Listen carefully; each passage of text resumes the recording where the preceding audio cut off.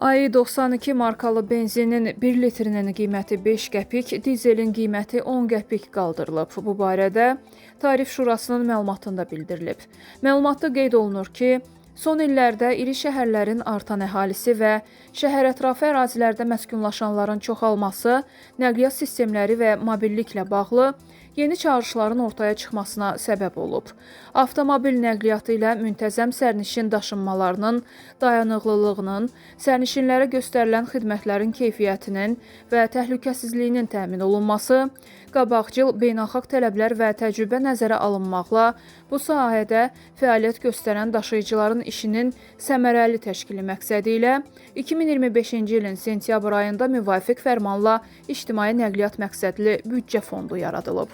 Fondu formalaşdıran mədaxil mənbələrindən biri kimi avtomobil benzininin, dizelin və maye qazın hər litrinə görə yol vergisinin fonda köçürülən hissəsi müəyyən edilib. Qanunvericiliyə edilən dəyişikliyə əsasən yanacağın hər litrinə görə yol vergisi 7 qəpik müəyyənləşdirilib. Bununla bağlı Tarif Şurasının müvafiq qərarı ilə AI92 markalı benzinin 1 litrinin qiyməti 1 manat 10 qəpikdən 1 manat 15 qəpiyə, dizelin 1 litrinin qiyməti isə 1 manatdan 1 manat 10 qəpiyə dəyişdirilib.